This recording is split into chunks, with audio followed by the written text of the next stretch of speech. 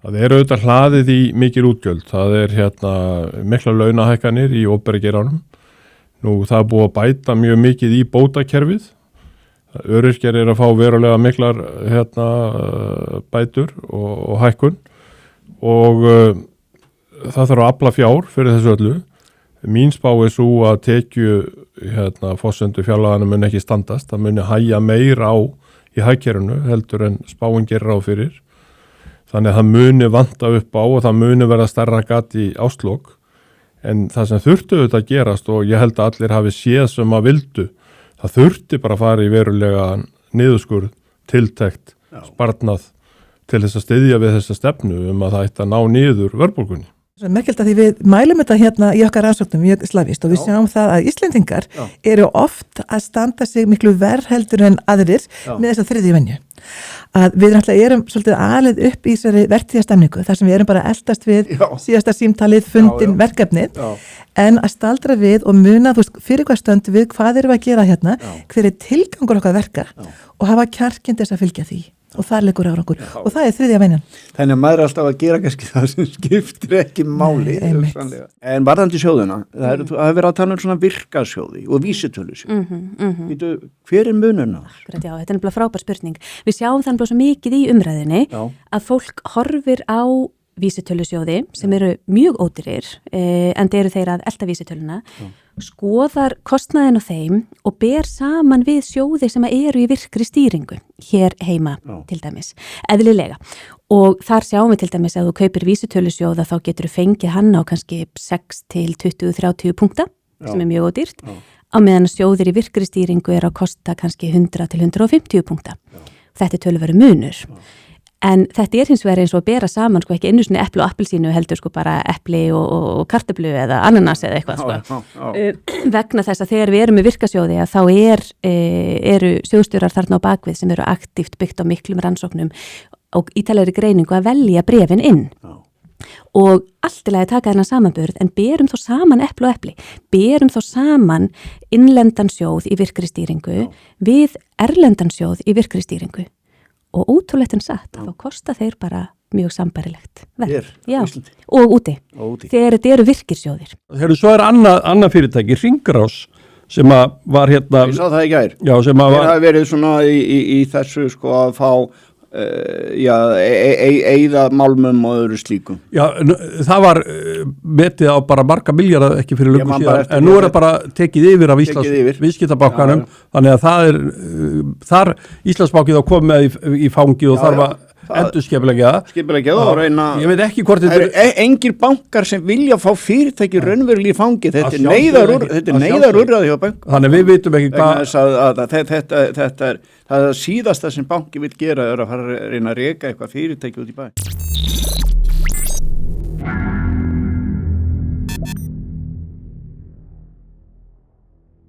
Góðan daginn og velkomin í hluthafaspjallið. Við sittum hérna félagarnir, Jónki Hauksson situr hér með mér hlaðin gulli. Það er gull og grænir skóar. Verður maður ekki að monta sig? Þetta var alveg ótrúlegt. Við vorum bara eins og velunargripir hann í gær hjá Blaðamannafélaginu. Já, ég verð að segja það alveg svo. Þetta var bara ánægileg stund.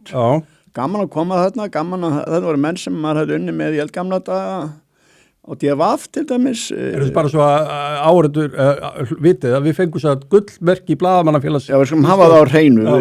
Já, þarna erum við komnið fram.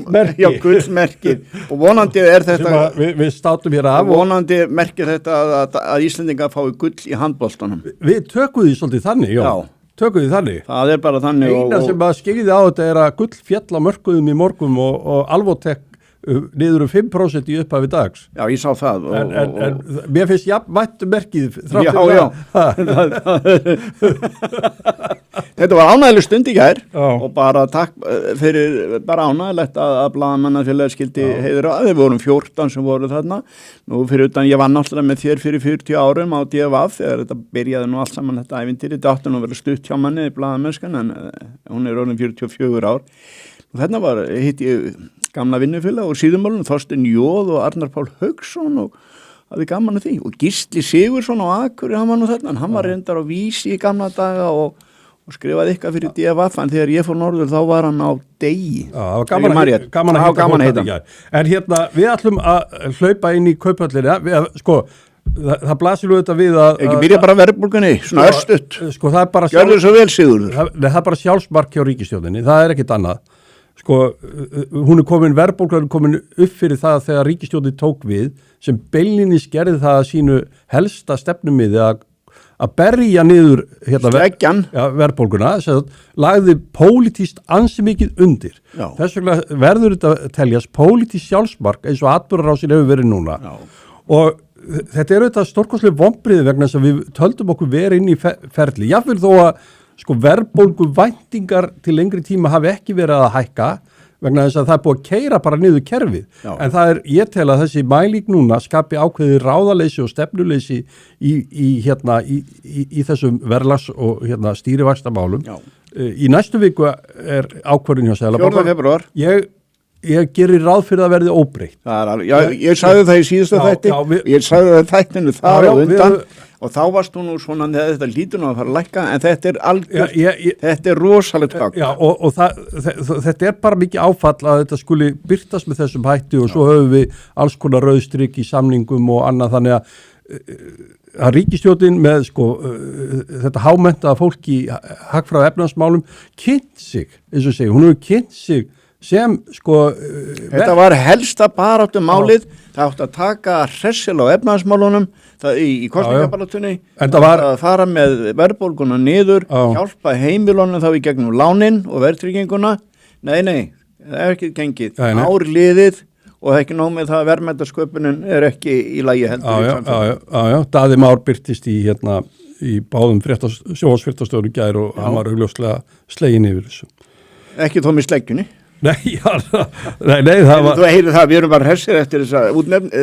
Já, við... Er það ekki aðeins að kíkja samt á Kauphöllina í morgun? Aðeins rétt áður, kannski saman með, við erum að sjá uppsagnir og í dag er síðasti starfsdagur janúar og ég heyri það, menn óttast að það veri tilkynnt talsvert á uppsögnum í dag.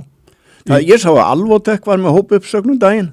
Þeir sjáðu upp einhverju, og síðan Íslensk erðagreining sagði upp 45-50 manns sem er talsveit mikið áfall og vegna þess að nú er það orðið svolítið síðan Kári hætti þarna, hann situr heima núna og er að skrifa ævisögu sína, þannig að það verður spennandi að lesa, orðin 77 ára gamall og 78 mótur í þetta að vera með Davíð Oddsson í skóla. En þetta er svolítið áfall vegna þess að Íslensk erðagreining, dótturfélag hvað heitir það?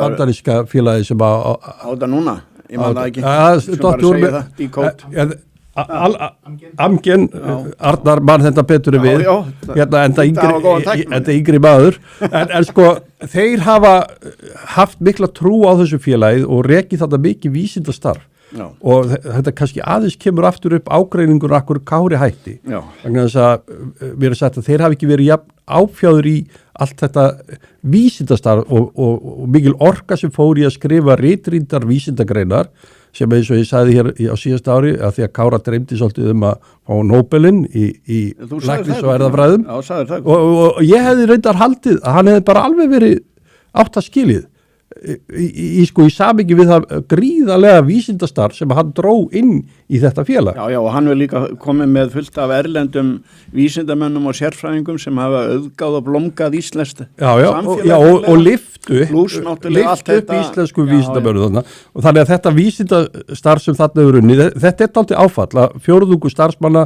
sé látið fara og vegna þess að þetta voru einstök störf í íslensku viðskiptalífi og ég veit ekki, þetta fólk getur auðvitað breytingin hjá Alvotek er kannski minni, það er orðið risastórt félag með 1500 starfsmenn, þannig að þetta er svona kannski hluti af endurskipulagningu hjá því félagi. En eins og ég var að segja á þann, síðasti dagur janúarmánaðar og margir óttast að uppsagnabrefin séu að Vinnumálastofa fái bara núna fullt af... Ég veit ekki hvort það eru fjöldauppsagnir, hún fær bara tilkynningar fjölda. Já, ef að hjólin eru fara að hægjast á hjólum atvinnulífsins, þá hefur þetta náttúrulega þurfa fyrirtæki færra fólk til þess að sinna störfunum. Það segir sér sjálf. Og ef þú ætlar að reyna líka að ná einhverju framlegð, þá lætur ekki 10 manns vinna eitthvað verk sem 5 manns geta unnið. Það er bara svolítið. Heyrðu, tölum við eitthvað jákvætt. Loðnan finnst. Ég voru að vera jákvæðir. Það er aldrei spreyting hjá þér. Þetta er jákvætt tíðindi. Við erum jafn neikvæðir eiga síður. Sko, þetta eru mjög ánægileg tíðindi. Stór tíðindi. Og við getum þakkað það, þessu ágæta veðurfari núna, að það var hægt að vera í þessari miklu loðnuleit og hún fannst. Og það sem kemur í ljós að loðnan bara verulega, það finnst mikið loðna og það má maður hafa væntingar enn meiri loðnu eins og Kristján Már Unnarsson, okkar galin félagi. Hann komin í gang núna. Fór mjög vel yfir í sjónvarpinu. Það er stór ganga fyrir norðan sem að menn viti, hún er ekki inn í þessari ráðgjöf núna. Þannig að það gæti komið meira. Það sem er hins vegar merkilegt við þetta líka, Jón, menn er að ræða útflutningsverðmæti. Ég sé að Heiðrún Lind talar 20-25 miljardar í auki útflutningsverðmæti. Aðri segja 30-40 miljardar. Það verður eftir hrognunum, Já, það er líka verðmæti. Já, en nú hittist nokkuð vel á að ráðgjöfin kemur akkurat á mjög heppilegum tíma. Félögin geta skipulagt veiðarnar mjög vel. Vorum við ekki með einhverja, erum við með glæru hérna? Ég tók saman eftir að þetta kemur á mokkanum. Mokkin lánar okkur þetta í dag. Við bara vísum í mokkan. Og við sjáum þarna 3 félög sem eiga mesta loðnukvóta, þau eru öll skráð í Kauphöllinni. Það er athyglisvert að Ísfélagið er með 20% af veiðiheimildum, loðnukvótanum. Nú Síldarvinnslan er með 18 og svo kemur Brím, þetta eru 3 stærstu. Ég getur að vinnslustöðin, Vestmanningarnir eru þarna með 30 og cirka 33%. Þetta skiptir gríðarlegu máli. Gríðarlegt mál fyrir Vestmanning. Og við höfum ekki nefnt það, hvað þetta er óbóðsleg innspýting inn í einhverjir á Austurlandi byrja að panta bíla núna, þrátt fyrir að verði á þeim hafi að hækka. Þú sér það, Eskja á Eskifirði og svo auðvitað Síldarvinnslan. Þetta er náttúrulega bara skinni í þinganir, það er nú hotfyrringarnir, þetta bara liftir öllu þessu samfélagi upp. Af því að ég er svo vel heima í þessum málum, Jón. Í loðnumálunum? Nú varstu á loðnu bátikanum? Nei, ég er bara svo vel lesin, Jón. Og þá mjög, þetta skiptir öllu máli að ná hrognunum á réttum tíma. Jú. Og svo vill til að markaðsaðstæður líka erlendis eru gríðarlega góða núna. Og eins og þetta er að raðast upp, þá geta þeir klára samninga og hugsalega veitt loðnun á albesta tíma, vonandi, og þannig að hámarka verðmætt upp úr sjó. Og það er ekki bara í loðnu, heldur að líka mjöl og lýsi sem að verðir upp úr öllum hæðum. Og vonandi þetta lukkist að nýta þessu þannig að ég nefndi svolítið breytt bil á útflutningsverðmætum sem endurvarpa það að menn sjá ekki alveg fyrir bæði 2 þættir hvað þið fá fyrir fyrir afurðirnar og síðan hvort þið fái síðan auka kvóta síðar meir eins og Kristján Már fór svo ágætlega yfir í fréttum í gær. Bankarnir hafa verið að taka ykkur fyrirtæki yfir núna, segir. Þetta er nú eitthvað vesen þarna á Norður og Akureyri, Vélfang, þar hefur nú verið gengið að þeim. Það var nú héraðssaksóknari sem tók það yfir. Ég er að segja það, bara svolítið hissa á því máli. Þú sem gamall fréttarittur á Akureyri. Fréttamaður. Ekki rítari, ég var sendur. Já, gullmerki æpir núna á mig. En hugsaðir þessa aðferðir. Fólk er handtekið bara fyrir framan börni sín. Ég bara skil út af brotum á viðskiptabanning gagnvart Rússum. Á meðan öll Evrópa er í viðskiptum við Rússa meira og minna. Eignarhaldið sem að menn eru að horfa á að þetta tengist Rússi. En þetta eru harðar aðgerðir. Nú við ætlum að ræðum fyrir Örstu, bankarnir er farin að fá fyrirtæki í fangið. Það er eitthvað sem nýtt. Við vitum ekki hvað er nýtt. Það er vísbend. Við höfum séð 2 dæmi núna með stuttumillibili. Það er ég var búin að nóta þetta hjá. Annað er að Sena og Arionbanki tóku yfir framleiðslufyrirtæki Glass River sem er framleiðslufyrirtæki í kvikmyndaiðnaðinum. Vel að minnst, mér langar bara að segja frá því, ég er að heyra það vegna þess að ég bý nú í Grafarvogi, þarna er nú stærsta kvikmyndaver Íslands, það er Reykjavík Studios. Mér skilst bara að ég heyri þá mönnum að það sé miklu minna að gera í kvikmyndageiranum og fyrirtæki sem heitir Kukl, það leigir út sko til kvikmyndabúnað og tæknibúnað og þar hafa menn verið að draga saman. Já, íslenski skattgreiðendur stíða þennan 5-7 milljarða ári. Þannig þegar eru teknar hér stór myndir. Nei, það ekki bara það er endurgreitt á allt, þú veist, það áramótasköpi endurgreitt í gegnum þetta kerfi. Já, í gegnum þetta kerfi, en mestu munar þó konan sem núna í sjónvarpinu, hún endurgreitt í gegnum þetta kerfi. Já, mestu munar þó þegar það eins og til dæmis séð að Jóti Foster kemur hérna á þessi stórverkefni sem kostar mjög mikið. Jú, en það er endurgreitt, það er kannski hluti af þeim verkefnum meira á Íslandi, en allur hlutin af íslensku rökin eru auðvitað þeir sem er talað það er að rífast náttúrulega hártogast þá hvort að ríkið eigi verið að koma að þessu með endurgreiðslu og þá segja menn á móti í kvikmyndagerunum þess að tekur hefði ekki orðið til ef þetta væri ekki gert. Þetta er gamalt þrætuepli hvenær byrjar og þá geta náttúrulega öll fyrirtæki sagt þetta.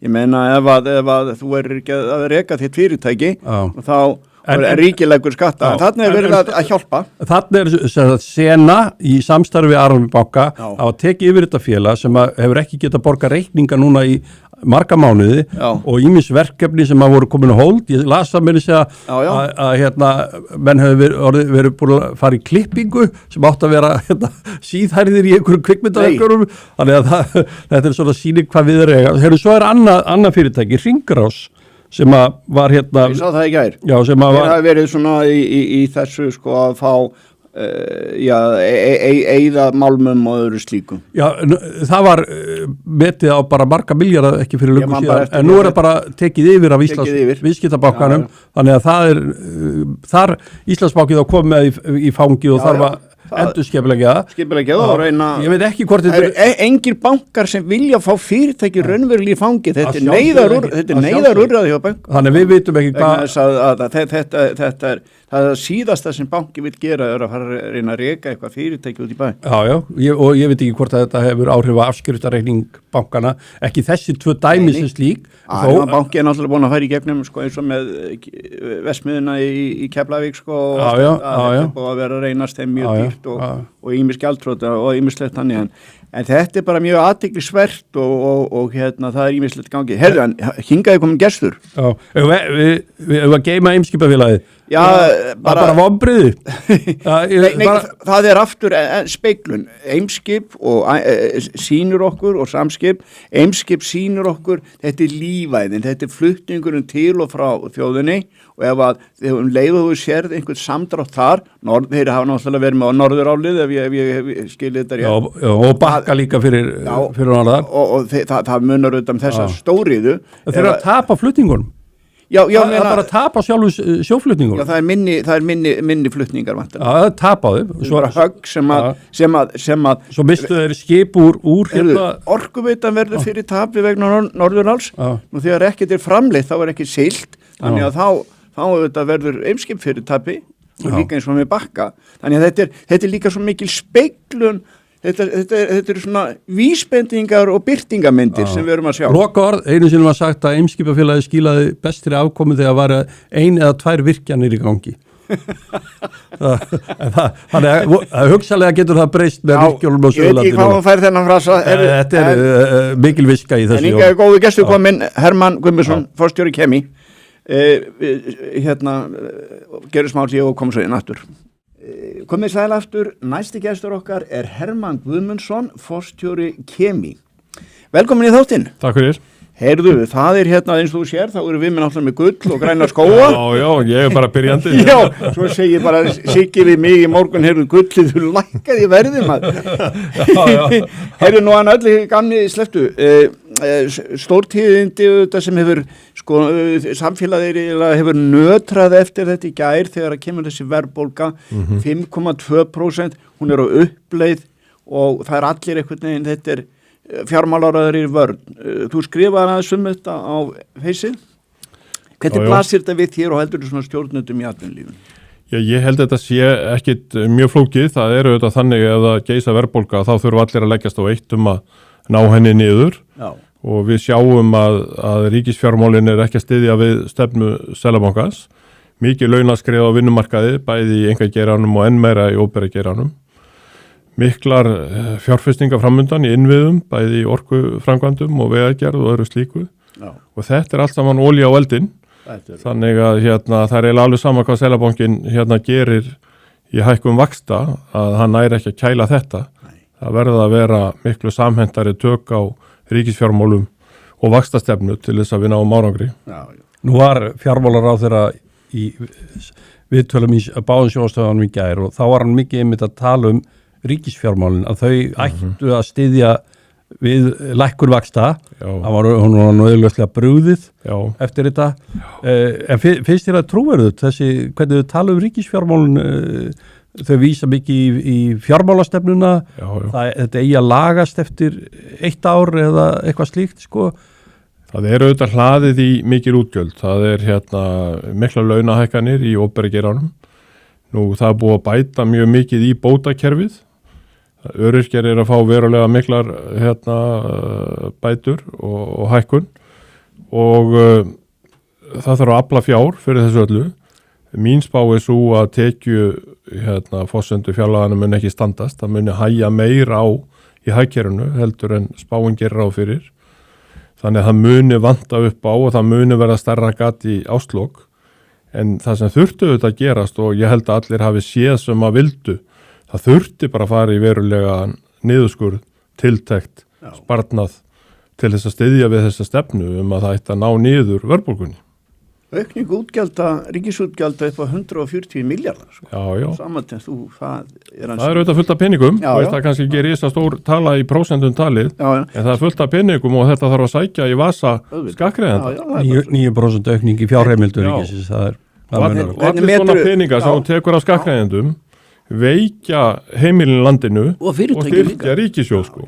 Og þetta er auðvitað röng forgangsröðun. Við höfum að vera að styrkja heimilin í landinu og halda ríkissjóði í spennitreyju. Heyrðu, staðan á stjórnarheimilinu, hvernig metur þetta þá svona þegar er þetta ekki högg á samstarfið?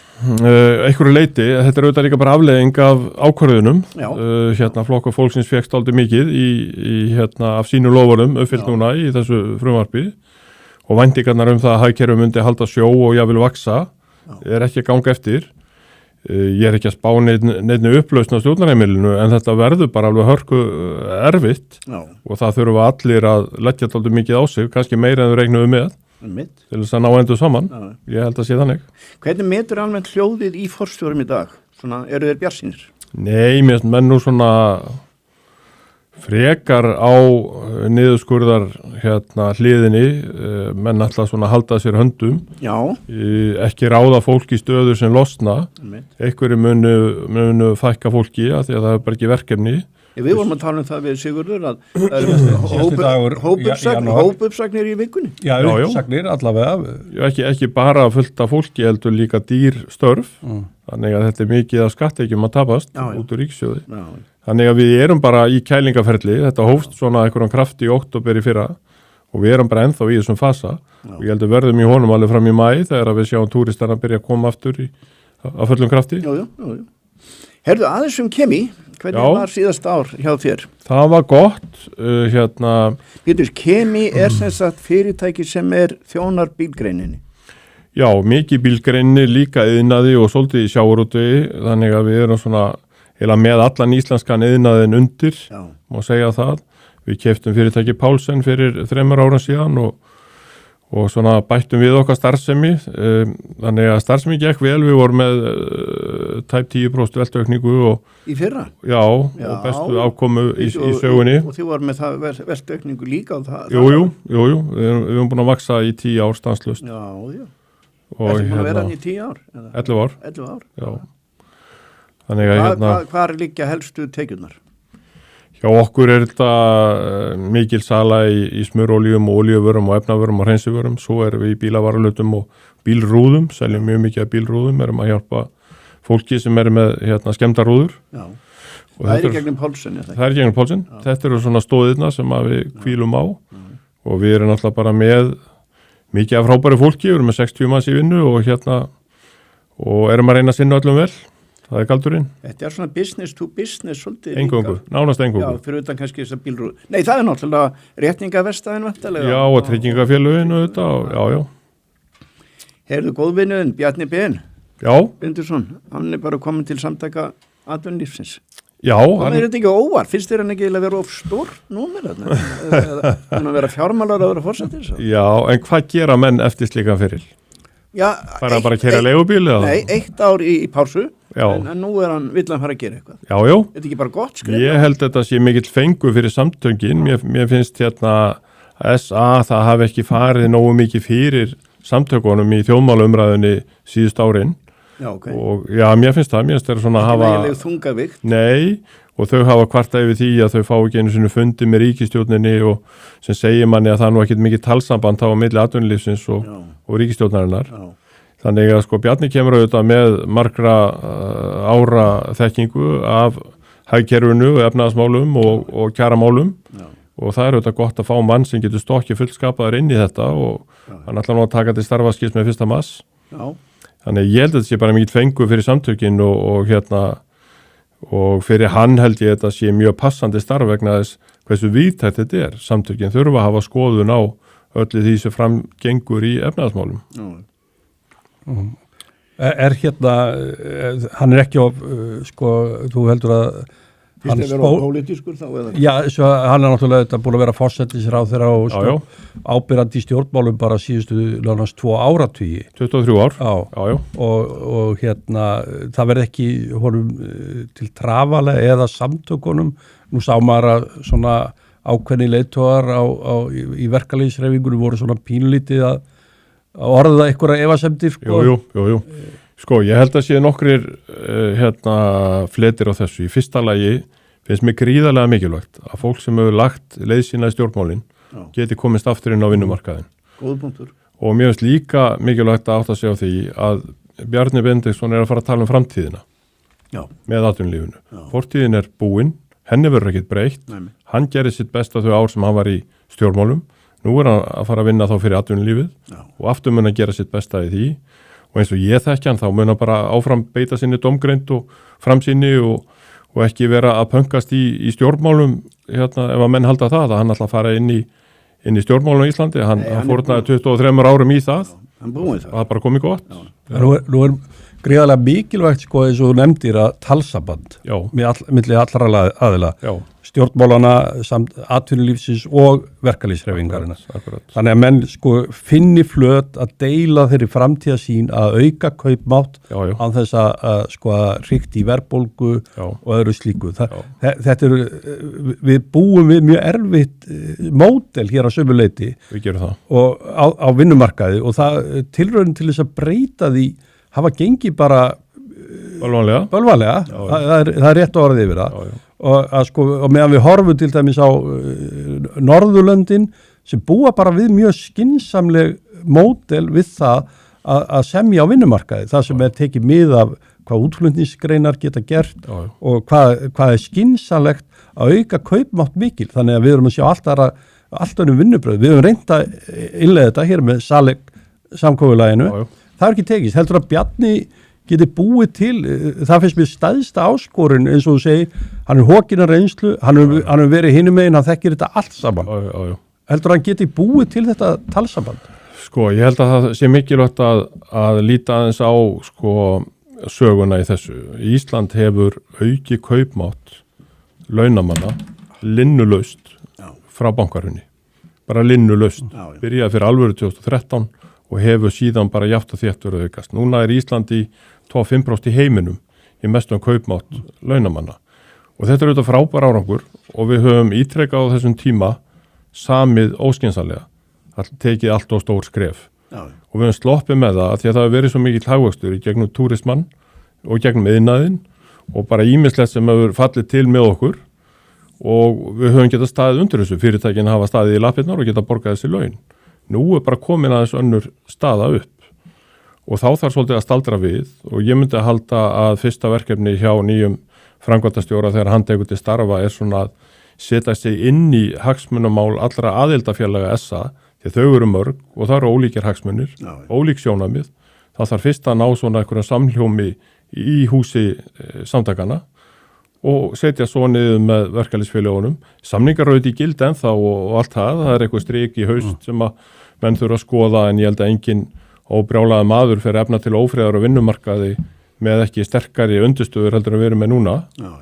Þannig að sko ég treysti Bjarna mjög vel til þess að finna það leiðir sem geta fært fólki meiri kaupmátt án þess að taka of mikið út af hagkerfinu. Það er bara ekki nóg til sko.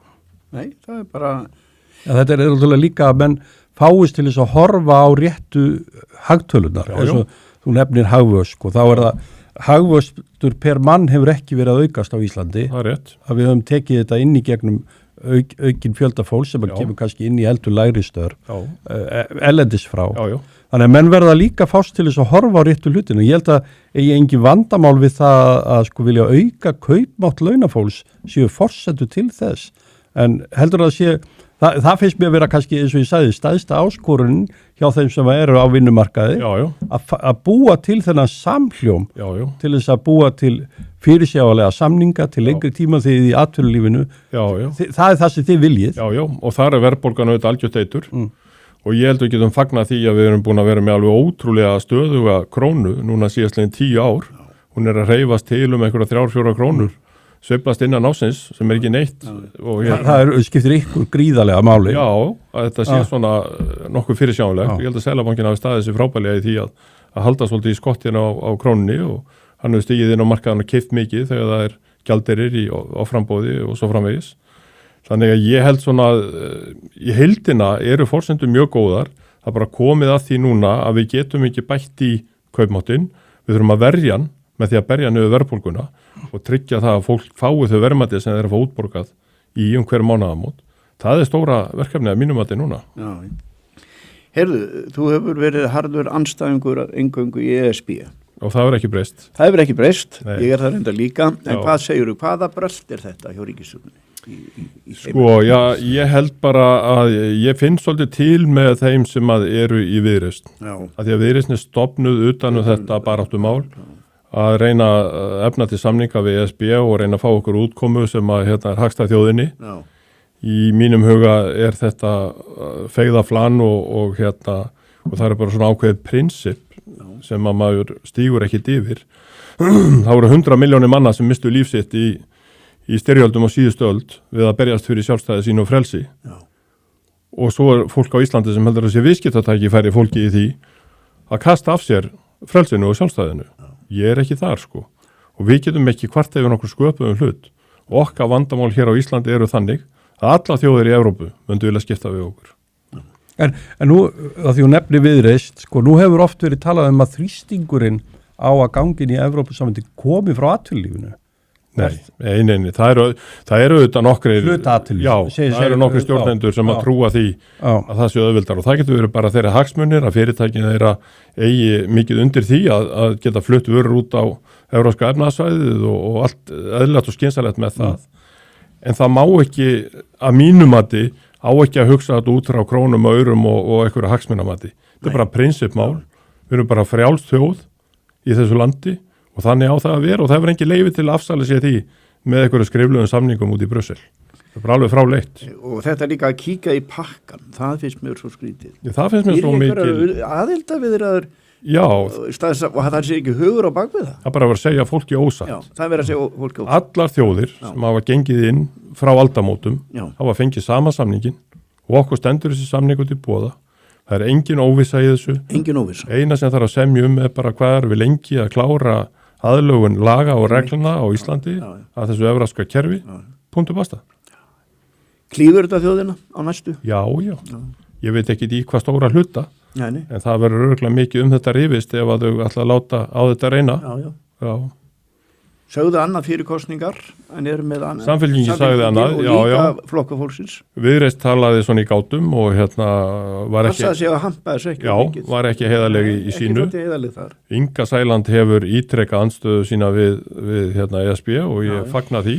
Og gerir það ennþá. Já, ég bara fagna því. Ég ætla að fara í þetta en ég er að móta þessu. Já, þetta er svolítið skrítið. Sem að kannski birtir þá það sem að Bjarni Ben hefur einmitt sagt oft og áður, Pólitískur ómöguleiki. Já, ef það er ekki meiri hluti á Alþingi fyrir því að fara í svona stórt ferðalag, þá er þetta algjör tímasóun að vera að tala þetta, sko. Hvað þá að láta þjóðina kjósa, sko. Já.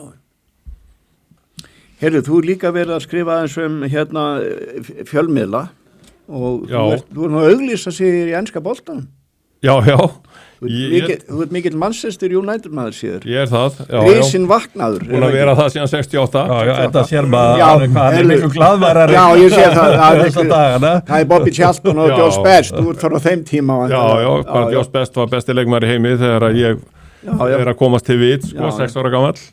En Þeir eru RÚV of stórir á markanum, það er það sem við erum að... Já, ástandi hlýtur auðvitað að vera óbærilegt. Ég tók ákvörðun fyrir 6 ára síðan að mitt fyrirtæki myndi eingöngu auglýsa hjá einkamiðlum. Og ég hef algjörlega staðið við það og ekki keypt neinar auglýsingar hjá RÚV þótt að það hafi verið þar oft frábært tækifæri til að láta til sín taka. Því miður hafa aðrir í atvinnulífinu ekki leikið þetta eftir, allavega ekki því mæli sem að ég hef verið að gera. Þetta hefur ekki skaðað okkar rekstur sem segir mann einkamiðlarnir ná svona nokkurn veginn að dekka heildina þó RÚV sé oftast með stærri dekkun á sjónvarpsdagskrá. Útvarpið skils mér hjá Sýn er með mun meiri dekkun heldur en RÚV. Þannig að þetta er lukkast ágætlega.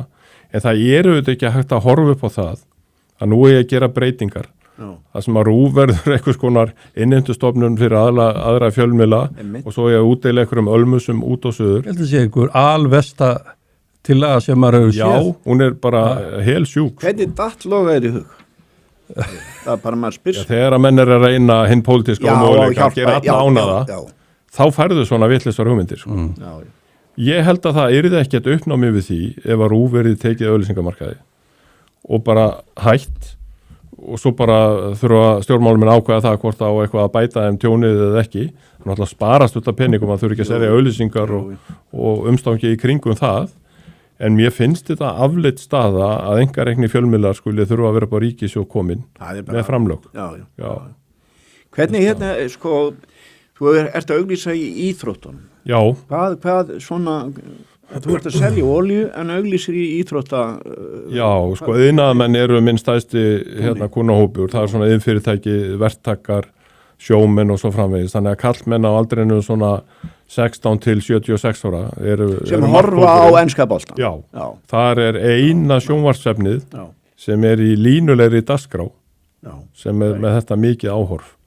Í dag streyma allir dagskráni bara þegar að þeim hentar og passar. Og fara yfir auglýsingarnar. Já, og þá fara auglýsingarnar svolítið frá garða neðan. Það er bara mjög erfitt að ná í fólk í dag og athygli og augun sem að fólk er með, Við getur allstaðar svona skipaðir fram í auglýsingum. Ég segi það, En þú situr upp með það að þú getur ekki auglýst þegar Ísland er að spila handboltalandsleiki. Nei.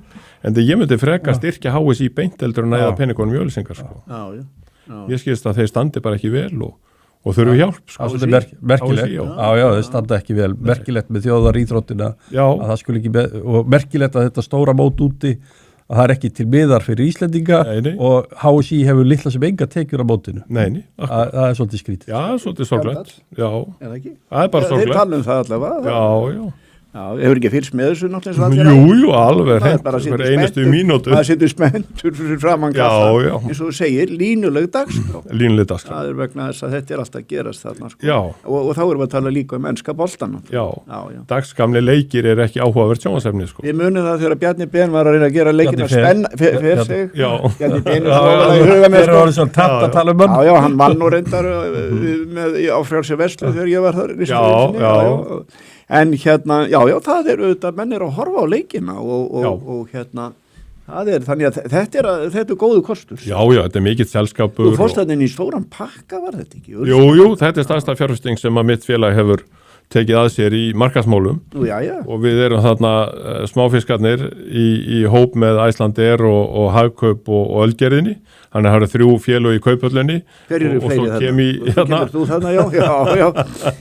Þú hefur verið stoltur, þú skrifaður undir samningin. Já, mér fannst þetta gaman og það sem var líka skemmtilegt að starfsfólkinu hjá Sýn fannst þetta líka mjög skemmtilegt. Að það væri ekki bara þessi stórlaxar, bankarnir og tryggingafélögin og svo framvegis. Þannig að ég treysti því að við séum að fara að fá fyrir peningin. Þú ert að auglýsa vörumerki þarna. Bæði vörumerkið og þjónustun sem við erum að veita, netvislun okkar og rúðurnar og hitt og þetta og svo bara mun tímileiði ljós hvað við fáum út úr þessu. Já. Þegar þú varst að sameinast við Poulsen, hvað var það sem að þú varst að sækjast eftir þar? Sko, Þar lág framleiðin eða samleiðin? Já, bara sko, hort til langstíma, þá var það þannig að olíuvörurnar sem hafa skipt okkur miklu máli svona til langstíma markaður sem mun minnka og rafbílavæðingin mun tryggja það. Hins vegar eru rúður og bílalag sem að Poulsen voru svona burðarásinni á Poulsen. Það mun ekkit minnka. Af því að rafmagnsbílar sko beglast jafn mikið og bensínbílar. Það þarf að sprauta þá líka. Já, þannig ég var að horfa til þess og tækifærið í þessu var auðvitað það að eigendurnir sem voru allir dýrustu starfsmenn félagsins vildu hætta. Og ég var með mannskap sem gat dekka þessar stöður. Við erum með stjórnendur sem gáttu tekið við þessu án þess að bæta við nýju fólki. Þannig að það var heilmikill sparnaður í þeirri yfirtöku. Voru þið ekki í heitum pottum að einhvern tíma líka? Jú, þau voru löngu komin út úr því. Já. Það var þegar fiskikongurinn fór í pottana, þá hafa þeir orðið að leggja pottana til hliðar. Já, ykkur af eigendum Poulsen sem sagt var í privat business með þessa potta, svo kaupaðu Poulsen, pottarnir fara inn í Poulsen tímabundið og eftir 3-4 ár selduðu það frá sér að passaði bara ekki með. Sko. Já. Herðu, örstutt í lokin, það kannski stór spurning, það eru skuldir bandarækjamanna, þú hefur skrifað þess það. Já, ég lengi átt ágjör að þeirri stöðu. Þú fylgir svolítið með bandarísku hagkerfi, já, ég gerir það. Spila nú golf reglulega eða ekki á Flóríd? Jú. Bjóst í bandaríkinu tíma. Bjóum tíma og er búin að vera mikill Warren Buffett maður mjög lengi og farið nokkur til Omaha að hitta kallinn og Já, við tala við hann svona? Já, ég vil tala við hann. Við þurfum að fá hann sérstaklega til að ræða Buffett hérna. Buffett náttúrulega sko bara stjarnan á meðal hluthafa og fjárfesta. Jú. Nýhættur störfum eftir 60 ár. Er hann nýhættur, já? Já, hann hætti 1. janúar. Já. Og Vinur hann stóð þarna hvað, 98 ára var það ekki? Charlie Munger. 99 ára og 360 daga. Og það var bara svoleiðis? Á léstan, já. Vantaði 500? Já. 500. Mikli snillingar og skemmtilegir, ég hitti á báða. Já, ok. En jú, merkileg saga síðustu aldar, sko, þeirra velgengni og Buffett hefur sagt ítrekað að ef hann gæti vita hvernig næstu 40 ár líta út í fjármála heiminum, þá myndi hann gefa allar eigur sínar. Já. En það er enginn sem getur búið á hann þessa við. Nei, þú færð hann ekki hvar sem er. Nei. Já. En skuldastaðan, hún er alvarleg. Hún er alvarleg bara hennilega. Já, og maður heyrir sífellt meiri kurr á meðal þjóða sem að hafa verið kaupendur að ríkisskuldabréfum. Já. Það er líka svona kjaftasögur í gangi það að það sé verið að reyna að smíða eitthvað projekt sem að eigi að bæta þessa skuldastöðu. Ég get nú ekki sagt ég hafi skilið það fullkomlega en það snýst einhverja snúninga með gull og gullverð og málma. En geta það ekki líka bara prentað sko? Það er nú verið talað um það. Jú, það er eitt vandamál sko, en á endanum þarftu að fjármagna ríkið og þeir eru að reka ríkið 2 triljónir dollara á ári og það er engi kaupendur. Sem því að Seðlabankinn sá eini sem getur keypt, hann er komin í 9 trilljón dollara og það hættir að vera trúverðugt þegar hann á orðið mikið meira en það. Þannig að sko allt fjármálakerfið ríðar svolítið undan þessu skuldum. Það er þarna jöfnuð í ríkisfjármálum. Það er gríðarlega mikilvægt. Átök milli forsetans og seðlabankastjórans eru kannski ekki til að bæta það heldur sko. Nei, ég held að núverandi forseti sé ekki að horfa til mjög langs tíma sko. Það er bara 3 ár. Já, og bara sitt legacy sko, miklu frekar en legacy þjóðarinnar sko. Já. Það er svolítið vandinn. En við fáum Hermann hér til að ræða Buffett í sérstökum það er bara þannig. Það hefur verið skrifað nokkra bækur hann. Já, ég er búin að lesa það. Mér sé að komið ein út þýtt á íslensku. Já. Alveg rétt. 15 aðferðir meðal annars. Já. Svona átt að hafa í huga, þú fjárfestir í fyrirtæki. Akkurat. Sem hluthafi. Já. Herðu, þetta er glæsilegt. Bara takk fyrir komuna. Já, og til hamingju með merkinni. Já, kæra þakki. En það verst að gulli féll í verði eftir það. Takk fyrir komuna. Takk. Komiði sæl aftur, hingaði komin góðu gestur, Snædís Ögn Flossadóttir, forstöðumaður markaða hjá Arion banka. Velkomin í þáttinn. Takk fyrir. Forstöðumaður ámörkuðum, svo við skjótum því nú að, svo það verður engin misskilningur. Hvað er það, sér? Forstöðumaður ámörkuðum. Já, ok. Það er hérna eitt af því sem Sigurður Már Jónsson, vinur minn, hefur mikið fjallað um. Já. Og hann er sífellt að tala um það, að það sé of hár viðskiptakostnaður með þegar fólk er að eiga viðskipti með hlutabréf og verðbréf. Hvað? Já, ef ég mætti nú útskýra það sjálfur. Nei, það tekur á langan tíma. Sko, það er... Hann hleypir ekki viðmælingar um það er svo samfæring að sko markaðurinn verði virkari og þar við erum alltaf að leita aukinni skilvirkni á hlutabréfamarkaði og reyna að fá fólk til þess að koma inn í viðskipt og eiga hlutabréf. Það er nú það sem við erum svolítið að tala fyrir hér, að fá almenning, auka áhuga almennings, gefa honum betri upplýsingar, þannig að það sé ekki bara sérfræðingandi sem sitja við upplýsingarum og síðan auðvitað viðskiptakostnaðurinn, þannig að fólk geti farið inn og út úr fyrirtækjum, svo ég nefni það sérstaklega og hérna án þess að borga mjög mikið fyrir það. Og ég hef nefnt dæmi að í bandarísku viðskiptakerfunum þá er þetta bara miklu ódýrara. Já, kostnaðurinn þar þegar að kemur að svona bara beinum verðbréfa viðskiptum getur oft verið lægri í þessum erlendu öppum vissulega og hér heima þá liggur hann ef þú ert að gera þetta sjálfur í appinu að þá þetta svona á bilinu 0,5 til 0,75 aðeins eftir því hvar þú ert og hvað þú ert að hreyfa þig mikið. Ef þú hefur samband við miðlara þá það eðlilega dýrara, þá manneskja sem að framkvæma þetta fyrir þig og það sama á svo sem við erlendis. Maður þarf samt að horfa líka aðeins á öppin, þau eru mismunandi þessi erlendu hvað þetta varðar. Í sumum þá máttu eiga x mörg viðskipti fyrir lágar fjárhæðir, svo fer þetta tikka ef þú ert að eiga fleiri og þá þarftu jafnvel að fara að borga einhvers konar plattformfí.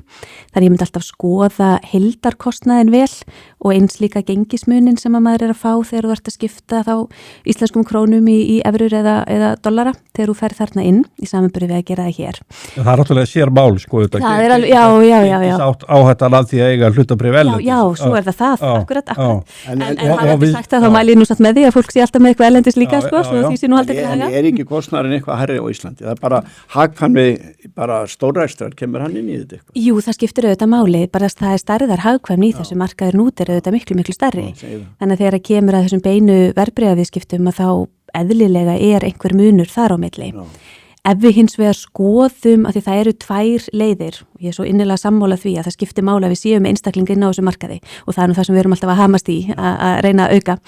Í dag þetta ekki nefnum 8% af innlendamarkaðnum sem í höndum einstaklinga. Til viðbótar 8% cirka sem þá í verðbréfasjóðum sem einstaklingar eru jú töluvert í, óbeint, akkurat. En við sjáum það alveg líka að oft á tíðum að þá hendar það einstaklingum líka bara nokkuð vel að fara inn í sjóði. Eru þá kannski með bróðurpartina sínu fjárfestingum í gegnum vísitölusjóði eða virkasjóði eða hvernig sem það og velja síðan einhver stök félög til viðbótar sem að fólk hefur mikla trú á og þekkingu á og þar svona til viðbótar. Og ef við skoðum kostnað við að kaupa í sjóðum að þá hann ekki svo frábrugðum því sem gerist erlendis. Þú getur vissulega fundið og það alveg til ef þú ert að eiga mjög fá viðskipti einu mánuði þá getur alveg fundið upp erlendis þar sem þú getur gert það svo gott sem ókeypis. En leiðu að verður meira að þá þetta farið að slaga í kostnaðin hér. Hjá okkur til dæmis, nú kemur náttúrulega frá Arion banka eins og framhefur komið, að þá fórum við í þá vegferð í fyrra eftir að hafa verið búin að byggja upp innviði til margra ára að afnema alveg kostnaðin við að koma inn í sjóði. Þannig að það að borga 0% kaupþóknun og ekkert afgreiðslugjald. En þá fólk ekki að fara svolítið í sjóðinu? Jú, við sjáum það alveg heldur betur. Þetta skiptir verulegu máli, viðskiptakostnaður fólks lækkar þá verulega. Já, það lækkar verulega. Þetta var 1%. Bara til fyrirmyndar. Já, takk fyrir það. Þetta var 1%, en hvað svona kostnaðurinn almennt hárur, svona bara yfir það heila? Yfir það heila. Ertu að tala 1-2%? Hann ef við tökum bæði innlenda og erlenda sjóði undir einn hatt, af því að við vorum nú að ræða það áðan, það skiptir auðvitað máli að fólk sé á báðum stöðum og dreifa áhættunni akkurat, að þá liggur viðskiptakostnaðurinn, kostnaður við að koma inn í sjóðin, hann liggur svona á bílinu 0, við verðum alltaf að byrja þar, við erum með 0 og svo getur hann farið hæðst af því sem ég hef séð í 3%. 1-2 er algengt. 1-2, en hvað myndi þetta vera að 0 komi eitthvað erlendis? Erlendis getur þetta legið á bílinu 0 til getur alveg slagað upp í 1%, það fyrir eftir hvað þú ert að fara inn í. Við erum að tala milli, þetta er bíl. Stundum er það bara föst upphæð, sko. Stundum er það föst upphæð. Já, og bara borgar eitthvað. Og í sumum tilfellum að þá ert að borga líka, ef við skoðum bara eins og bara löndin í kringum okkur, Norðurlöndin, okkur finnst nú alltaf gaman að bera okkur saman við þau, eðlilega, nágrannar okkar. Ef við skoðum til dæmis þar að þá þekkist það til dæmis að hjá sumum að vera með svokallar plattformfí, þar sem að þú greiðir bara hlutfall af eignunum sem að þú ert með inn á safninuðinu, það getur verið á bilinu 0,10 til 0,30% á ári, þá er það ekki af stökum viðskiptum, heldur bara á ári og bara fyrir það að hafa aðgang að því að versla með sjóði. Það þekkist líka. Nú ertu náttúrulega kannski segja svo, þú ert viðskiptavinur Arion og þá bankinn býður það upp að þú hefur þitt hlutabréfasafn þarna inni og leið býðist þér að kaupa í gegnum sjóði þarna inni, þannig að þú það er svona framlenging á viðskiptum, viðkomandi viðskiptavinar við Arion og þetta, ég sé ekki annan að bankandi bjóðu upp á nokkuð gott plattform og ég sé svona alltaf aðeins að nýta í þannig verður framþróun, þannig að það er nú bara hefur besta mál. En jú, það er rétt, það er heilmikið plattform af þá innlendum sjóðum sem að eru bæði fjárfestir hér innan lands og svo eru sjóðir sem að þeim er stýrt hérðan en þeir eru að fjárfesta erlendis en eru virkir, þannig að þeir eru með eignastýringu, eru að velja inn bréf, eru ekki alltaf vísitölur. En það hefur kannski ekki verið mikið úrval af auðveldu, þægilegu, ódýru aðgengi að erlendum vísitölusjóðum í gegnum innlenda aðila. Já, það er bara... Það er þannig, já. Það er svolítið fréttir endar. Já, akkurat, þú getur haft samband, vissulega, og þú getur keypt inn í vísitölusjóði, en það krefst þess að þú þarft að senda tölvupóst eða taka upp síman og ringja. Já. Það er svolítið vesen í kringum það. Aðeins vesen og við finnum það alveg að aðgengið skiptir máli fyrir fólk. Jafnvel meira máli en kostnaðurinn, ótrúlegt en satt, og í þessi sammála, það þarf að ná, við erum alltaf að hamast í honum líka. Hversu auðvelt er þetta.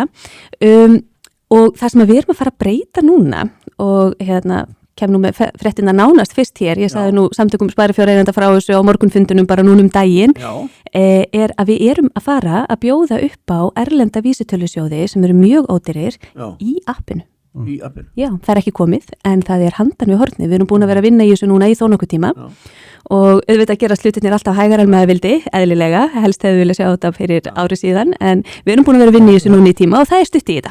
Þetta er mjög ánægileg tíðin, vegna þess að ég held að sé mjög skipti máli fyrir fólk, sérstaklega það er að fjárfesta erlendis að vísitölusjóðir henta almenningi eða fólk sem hefur kannski ekki djúpa skoðanir á því, svo er það reynda svo að sömu kaupa hreinlega í félögum að því þeir hafa áhuga á þeim.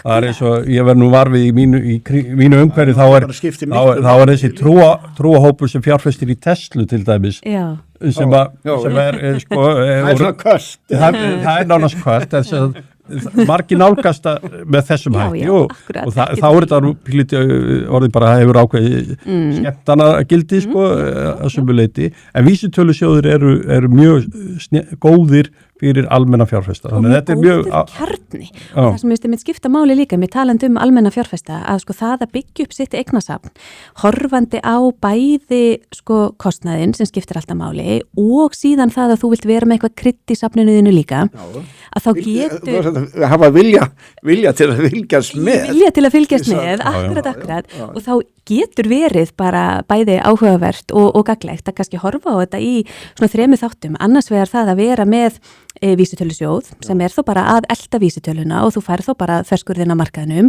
fyrir mjög lágar fjárhæðir og ert með það sem góðan kjarna í safninu, bæta síðan við einhverjum virkum sjóðum til viðbótar, þeir eru dýrari, vissulega, en þeirra markmið er þá að gera betur en vísitölan. Vissulega ná þeir því ekki allir og ekki alltaf, en til lengri tíma litið, ef þú velur vel, að þá ertu komin þarna með krydd sem að á að geta gefið þér betri ávöxtun eftir kostnað og svo hið þriðja að velja stök félög þar sem að þú hefur sérstakann áhuga og þekkingu og stuðla þannig að virkum skoðanaskiptum á markaði sem skiptir svo miklu máli. Hvernig skiptist sparnaður Íslendingar svona almennt? Hvað ertu með mikið í innlánum, hvað ertu með mikið í hlutabréfum, þú komst nú eitthvað inn á það jú, gerði það, jú. Sko, það sem langmestur náttúrulega bara í bönkunum. Langmestur í innlánum, já, og við sjáum það við skoðum eins og ég einmitt nefndi áðan, sko, 8% af hlutabréfamarkanum, þetta eru nóvembertölur en það er nú kannski ekki hakast mikið. Já, okay. 8% af hlutabréfamarkanum er á höndum einstaklinga, það eru svona 280-300 miljardar cirka. Til viðbótar við það þá erum við með verðbréfasjóði sem eru jú einhverju leyti í eigu einstaklinga og það er sama hlutfall 280-300 miljardar til viðbótar. Okay. Innlán heimilana eru hins vegar 1.800 miljardar. Það er töluvert og auðvitað eru innlánin bara ljómandi fín, ég segi það ekki. Þau hafa verið að gefa svolítið af sér. Þau hafa verið að gera það núna. Bæði 2024 og eins 2024. Já. En ef við teiknum upp lengri tímabil, þá er markaðurinn að gefa betur, eins og hann á að gera. Hlutabréf er að gefa betur. Heldur en innlánin. Hefðbundin sparnaðurinn á verðtryggðum reikningum. Til lengri tíma. Já. En það er alveg hárrétt að undanfarin ára þá hafa auðvitað vextir verið mjög háir. Já. Okkur öllum til mikill að ama þó það sé auðvitað. Verðbólga þessu utan núna. Já, akkurat. Já, það er stóru vonbrigðin. Já. En við vorum að gæla að það myndi breytast. Jú, akkurat. Það eru bara rétt 1800 miljardar, þannig að það eru auðvitað svona verkefni að fá hluta af þeim peningum væntanlega yfir í sjóðina. Að sjálfsögðu og líka sko okkur öllum til góða, bæði hagkerfin okkar sem að það skiptir hagkerfi gríðarlega miklu málu á atvinnulífið að við séum með virkan hlutabréfamarkað og þessi þáttaka á honum og svo skiptir þetta máli fyrir einstaklingarna sjálfa líka. Við sjáum það þegar við skoðum lengri tíma tölur að ávöxtun á markaði er að gefa þér betur eins og hún á að vera að gera heldur en innlánin, þó að vissulega komi ár eins og núna. Meira áhætta líka. Að sjálfsögðu, já, það er nú algjörlega óumdeilt. Fjárfestingum fylgir áhætta. Það er nú bara þannig, já. En varðandi sjóðuna, það er verið að tala um svona virkasjóði og vísitölusjóði. Hver er munurinn á þessu? Akkurat, já, þetta er nefnilega frábær spurning. Við sjáum þannig svo mikið í umræðinni að fólk horfir á vísitölusjóði sem eru mjög ódýrir en þeir eru þeir að elta vísitöluna, skoðar kostnaðin á þeim og ber saman við sjóði sem eru í virkri stýringu hér heima til dæmis, eðlilega. Og þar sjáum við til dæmis að þú kaupir vísitölusjóða þá getur þú fengið hann á kannski 6 til 20-30 punkta sem er mjög ódýrt, á meðan sjóðir í virkri stýringu eru að kosta kannski 100 til 150 punkta. Þetta er töluverður munur. En þetta er hins vegar eins og að bera saman sko ekki einu sinni epli og appelsínu heldur sko bara epli og kartöflu eða ananas eða eitthvað sko. Vegna þess að þegar við erum með virkasjóði að þá eru sjóðstjórar þarna á bakvið sem eru aktíft byggt á miklum rannsóknum og ítalegri greiningu að velja bréfin inn. Og allt í lagi taka þennan samanburð en berum þá saman epli og epli, berum þá saman innlendan sjóð í virkri stýringu við erlendan sjóð í virkri stýringu. Og ótrúlegt en satt, þá kosta þeir bara mjög sambarilegt verð. Já, og úti. Þegar þetta eru virkirsjóðir. Við þurfum að fá þig hérna í lengra spjall seinna. Endilega. En viðskiptakostnaður og hvar peningarnir liggja í hagkerfinu á einstaklingum. Frábært að fá yfirlit yfir þetta hjá þér. Takk. Snædís, kæra þakki fyrir komuna. Takk fyrir mig. Já, takk. Komið sæl aftur, hingaði komin góðu gestur, Guðrún Högnadóttir, framkvæmdastjóri Franklin Covey á Íslandi. Velkomin í þáttinn. Takk fyrir kærlega. Við hefum nú svona fylgst svolítið að í svona business lífinu getum við sagt. Ég hef tekið nokkur svona viðtöl við þig. Og nú er ég með viðtal við þær sem ég er með gull í barmi. Og þetta er svo verðskuld á gull að sjá flotta mennast af þig, sko íkona í þessu viðskiptalífi sem að ár eftir ár standa sig í þessum mikilvæga hlutverki að miðla. Takk að þið, var ég ekki svolítið sniður að koma þessum spurningu. Við ætlum að ræða þessum svona stjórnendur. Árið 2025, hvernig svona, þú hefur verið í tengslum við stjórnendur allan heim, hvernig leit árið 2025 út og hvernig eru menn að hugsa núna? Já. Sko árið 2025 það fór alltaf fallega stað og mikla væntingar og stemning en mitt ár að þá fann maður fyrir svona óróleika, þessari óvissu og þetta var mjög sérstakt ár og það verður áhugavert að sjá áskýrslu sem kom út núna á næstunni hvernig fólk kemur undan þessum óróleika, þessum straumhvörfum, þessu disruption. og ég finna núna að í upphafi nýsáns að fólk fer að stígur svolítið varlega til jarðar. Það er að vanda sig mjög við áætlanagerð og það er svona að hlúa að þessum grunninnviðum sem að skiptir tannhjól atvinnulífsins mestumáli. Og það er að sjálfsögðu fólkið okkar. Og sérstaklega á þeirri gervigreindaröld og í þessu sko umróti geopolítísku, makroökonomísku, bara þegar verið að svona vega okkar grunngildum að þá þurfum við svolítið að snúa aftur heim í það sem gott er. Já, það er svolítið. Já, það er náttúrulega gervigreindin. Heldur að hún eftir að taka tímabundið störf af fólki? Ég held að gervigreindin muni breyta öllum störfum. Já. Hún mun gjörbylta mörgum greinum og sérstaklega þessum rútínuverkefnum, mörgum sérfræðistörfum, það er spá til dæmis bara endurskoðendur lögfræðingar að þeir munu þurfa að horfa upp á mjög breyttan veruleika. En ég trúi því að gervigreindin er samferðamaður okkar til lengri tíma. Já, við komumst ekki hjá henni, þetta er vel orðað hjá þér, sé samferðamaður okkar. Hún er þarna... verður þarna. Já, hún verður þarna, hún mun þjón okkur og hún mun líka ógn okkur og ég held að við þurfum svolítið að stíga líka mjög vel inn í þína nýja veruleika og átt okkur að því hvernig við ætlum að nota hana og hvað ber að varast, af því það er margt að varast. Finnst þér vera blikur á lofti svona að 2026 sé ár þar sem jafnvel fólk getur mist vinnuna sína að ef að koma upp áhyggjur, við höfum oft talað um til dæmis kulnun í íslensku viðskiptalífi. Ef þú er komið með áhyggjur og það getur þýtt það að áhyggjurnar íti undir einhvers konar svona blikur á lofti í ég myndi segja það er í atvinnustiginu í atvinnustiginu og í öllum þessum þáttum sem tengjast framlagi okkar sem mannverur inn í íslenska, bara inn í atvinnuleitum allan heim og bara í þessari viku, núna fjórðu vikun í janúar, að við erum að sjá uppsagnir verulegar og það er verið að spá fleiri uppsagnir veit ég og þetta eru uppsagnir í svona miklu sérþekkingarfyrirtökjum, hvort sem það er T-Code eða Alvotech eða víðar. En það sem veldur okkur líka áhyggjum að það er þetta trend allan heim að sjá þessa þætti sem snúa að aukinni veikindatíðni, að við erum að sjá Reykjavíkurborg og Landspítalan 7% af dagvinnu er að fara til að borga veikindi 7%? Það eru 6 milljarðar bara á þessum 2 vinnustöðum sem eru farin til að borga veikindi starfsmanna. Veikindi starfsmanna. Ertu þá að tala um langtíma veikindi eða bara veikindi? Bara fjarvera vegna veikinda. Þetta er heildartalan. Já, fjarvera vegna veikinda. Það sem við sjáum líka að það eru nýjar tölur frá Evrópu að ofsalega vaxandi tölur streitu, áhyggjur, geðræna sjúkdóma sem tengjast atvinnu og fjarveru vegna þeirra og við horfum á tölur til þess að virk heima, hvað er mikil aukning þar. Það er aukningin í virk. Já, þannig að þetta er áhyggjuefni og tækifæri þess að hugsa öðruvísi. Og það er það sem mér finnst það mestumáli hvernig við leggjum grunninn að menningu sér að vinnustöða, hvernig við kennum stjórnendum að fyrirbyggja þetta, taka á þessu og kannski mikilvægast á öllu hvernig við sjálf finnum fyrir tilgangi í störfum okkar, hvernig við kunnum að forgangsraða, hvernig við kunnum taka ákvarðanir og allir þessi grunnþættir sem að bara grísku heimspekingarnir nefndu sem bara krítískir inn í okkar samfélag og við erum svolítið gleymt. Aðeins sem bókina 7 venjur til árangurs. Hvað, þú þýttir þessa bók hvað fyrir 10 árum fyrst eða hvað? Það var Róbert Haraldsson, prófessor í HÍ sem þýtti hana fyrst. Þú komst með aðra útgáfu. Já, ég kom með aðra útgáfu. Hvað, 3. útgáfuna eða endurprentunum? Við erum komið endurprentun og vinnustofu efnin okkar. Og vissulega þó að þetta sé bara eins og gamalt vín, gott vín verður bara betra með árunum og þá erum við með nýja nálgun við hvernig við kerum vinnustofunar okkar.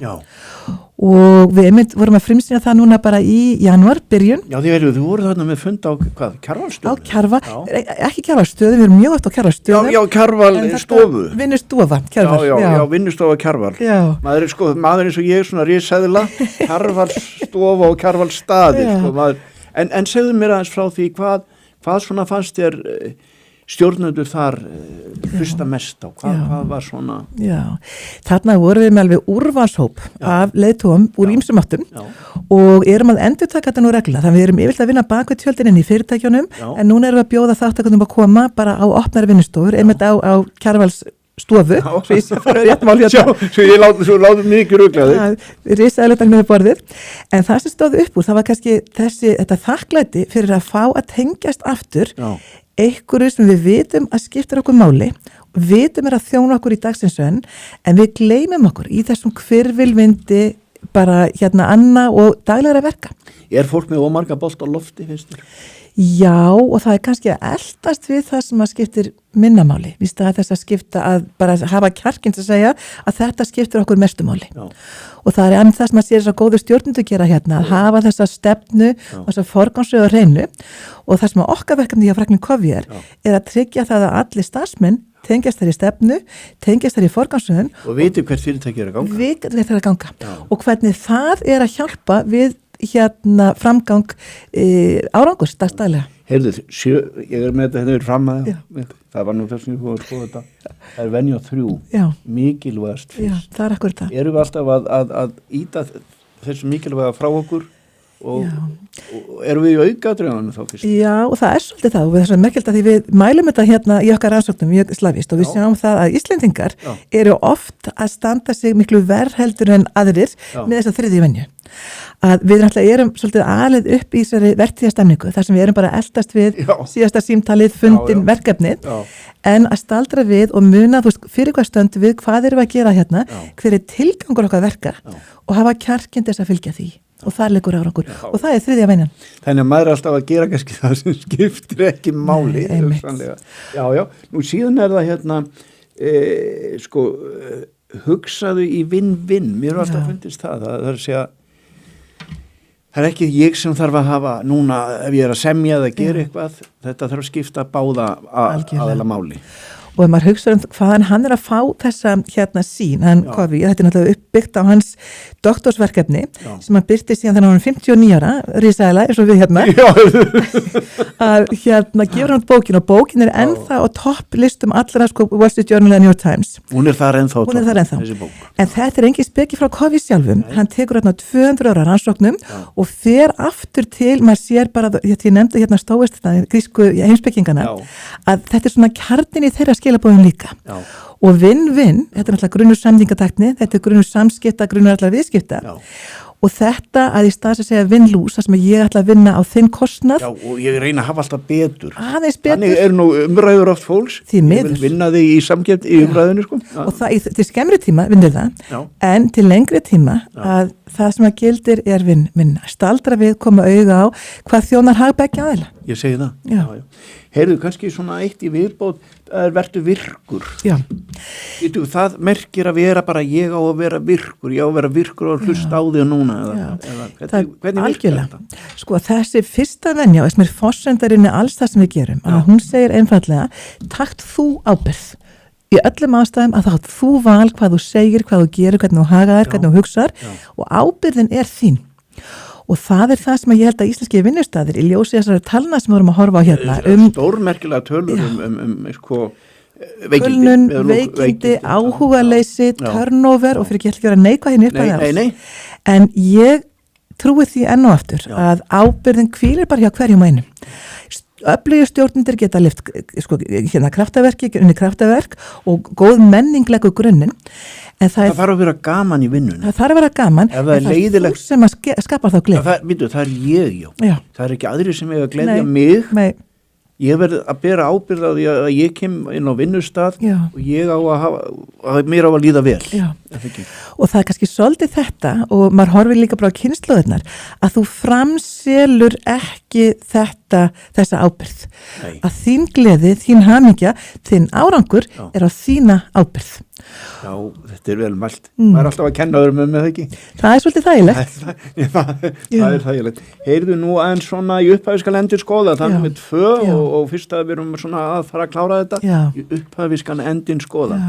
Og mér svo gæmur verður endur þetta svona að því að þessar venjur að þær eiga sér svo sterkan grunn í íslenskum tilvittunum, íslenskum sögum, bara hávamálum og þú sér að við tökum þetta þarna bara í upphafi skal endur skoða er okkar tilvitnun. Þetta er svo skemmtileg tilvitnun í upphafi skal endur skoða hvers konar stjórnunarfræði eru það? Nákvæmlega og maður hugsa bara tilbaka, þessi félagina bakuð okkar byggja sína tilvist, sína skráningu á íslensku markaði á ofsalega afgerandi stefnu. Þau vita hvert þau eru að fara og það með nákvæmlega sama hætti öflug teymi, flottir einstaklingar eru líka með sömu vissu. Þau vita fyrir hvað þau standa, bara í upphafi fundar, hvað þau vilja fundurinn endi, í upphafi starfs, hvað þau vilja leiða að sér. Og þessi... Hvaða árangur ég vil ná? Hverja á þetta skila? Já.